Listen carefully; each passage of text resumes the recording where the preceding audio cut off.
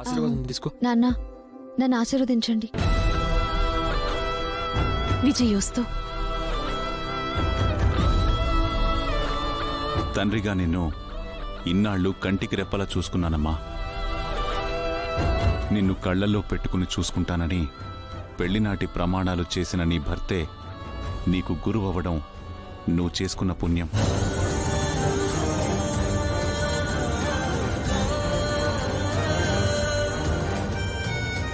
ద్రోణాచార్యుడు శిష్యరికంలో అర్జునుడు ఎంతటి వీరుడయ్యాడో అలాగే నువ్వు కూడా అంతటి కీర్తిని సంపాదించాలి. తప్పకుండా నాన్న. ఆడపిల్లని అత్తారింటికి పంపించేశాక అప్పుడప్పుడు నువ్వు వచ్చినా సరే నీ వెంట అల్లుడుగారే కాదు, నువ్వు గెలిచిన ట్రోఫీలు కూడా రావాలి.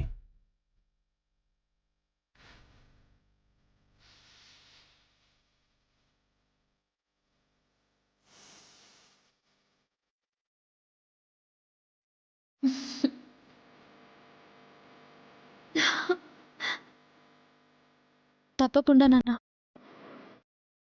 మీ ఆశీస్సులు అందే కదా మావయ్య. తప్పకుండా రామ అనుకున్నది సాధిస్తుందని నేను నమ్ముతున్నాను.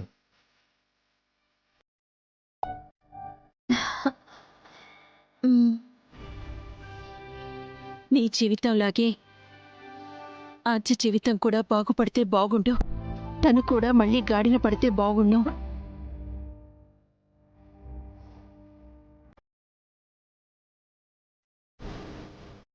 అమ్మా, ఆజా ఎక్కడుంది? రూమ్లో ఉంది రామా. ఇప్పుడు వస్తానన్నా. కూర్చో బాబు. బాబు, కాఫీ మంచి తాగుతారా? కాఫీ టీ ఏదైనా తాగు. అయ్యో వద్దు మావయ్య.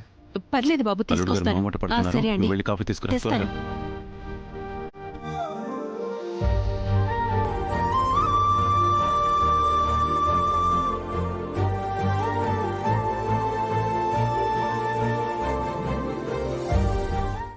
ఆజా, మొట్టమొదటిసారిగా నువ్వు అమెరికా నుంచి వచ్చినప్పుడు నన్ను చూసి ఇంత అమాయకురాలుగా ఉంటే ఎలా అని నాకు చలాకీగా ఉండడం నేర్పించావు.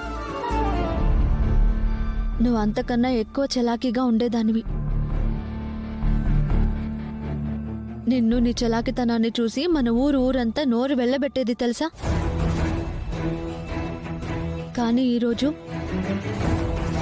నువ్వు నోరు తెరిచి ఒక్క మాట కూడా మాట్లాడలేదు అంటే ఎలా ఉంది? ఒక్కసారి ఆలోచించు. నేను బాగానే ఉన్నాను కదా, నాకు ప్రేమైంది. నువ్వెందుకు ఇలా ఫీల్ అవుతున్నావు? అవును, నువ్వు బాగానే ఉన్నావు. ఇలా కామ్గా ఉండిపోతే చూడ్డానికి ఎంత కష్టంగా ఉంది. బావ అలా చేసినందుకు బాధపడుతున్నావా? తనలా ఛాన్స్ తీసుకోవడం నాకు నచ్చలేదు. నిజమే, నువ్వు బావని చాలా ప్రాణంగా ప్రేమించావు. నీ మనసులో తన ఉద్దేశం కానీ నీ మనసు ఏంటో తెలుసుకోకుండా బావ అలా ప్రవర్తించినందుకు నువ్వు బావతో విడిపోవాలనుకుంటున్నావు కదా?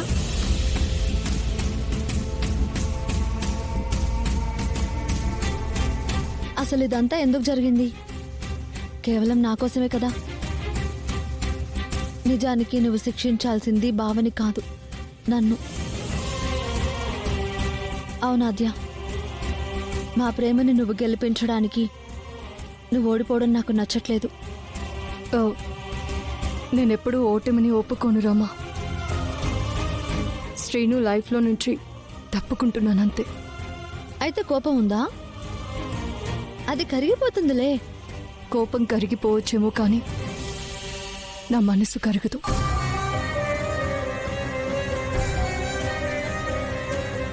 నన్ను కాపాడాలని మీరు నాటకం మొదలు పెట్టడం, ఆ నాటకం నిజం చేయాలని బావని మెళ్ళో తాళి కట్టడం. కానీ మనం ప్రేమించిన వాడు మనతో ఉంటే సంతోషమే కదా? నేను ప్రేమించిన శౌర్య సార్ని పెళ్లి చేసుకుని నేనిప్పుడు సంతోషంగా లేనా? ఒక్కసారి పాజిటివ్గా ఆలోచించి చూడు. నేను పాజిటివ్గా మాత్రమే కాదు, ఒక క్లారిటీతో ఉన్నందుకే ఇప్పటికీ మీ అందరితో పాటు కలిసి ఉంటున్నాను. లేదంటే అమెరికాకి దగ్గరలో ఉండేదాన్ని. అయినా నీకు బావ మీద ఉన్న కోపం మీ నాన్నని చంపేశాడనే కదా? కళ్ళతో చూసింది ఏది నిజం కాదు అంటారు. ఆ రోజు నేను కూడా మా సార్ విషయంలో తప్పుగానే అర్థం చేసుకున్నాను. నీ విషయంలో కూడా అదే జరుగుండొచ్చు కదా? లేదు రామా, నా కళ్ళతో నేను చూశాను. పొరపాటు పడే అవకాశమే లేదు. అయినా దాని గురించి మాట్లాడడం నాకు ఇష్టం లేదు. మీ బావని నేను క్షమించలేను. తనతో కలిసి బ్రతకడం జరగదు. నువ్వు హ్యాపీగా ఉన్నావు కదా, అది చాలు నాకు. నువ్వు కూడా హ్యాపీగా ఉండాలనే కదా ఆద్య. సరే, నేను ఇంకా దాని గురించి మాట్లాడనులే. ఇప్పటికిప్పుడు నేను నిన్ను కన్విన్స్ చేయడం చాలా కష్టం. కానీ నువ్వే అంటూ ఉంటావు కదా, మనకి ఏదైనా కష్టం వచ్చినప్పుడు మనకిష్టమైన పని చేయాలి అని. అది చెయ్యి. అంటే అంటే నేను హాకీ మళ్ళీ ప్రాక్టీస్ చేయడానికి సౌర్య సార్తో కాలేజ్కి వెళ్తున్నాను. నీకు కూడా స్టడీస్ అంటే చాలా ఇష్టం కదా, నువ్వు కూడా కాలేజ్కి వచ్చి స్టడీస్ కంటిన్యూ చేయి. కనీసం అలా చేస్తే అయినా నువ్వు డైవర్ట్ అయ్యే అవకాశం ఉంటుందన్న ఆశ.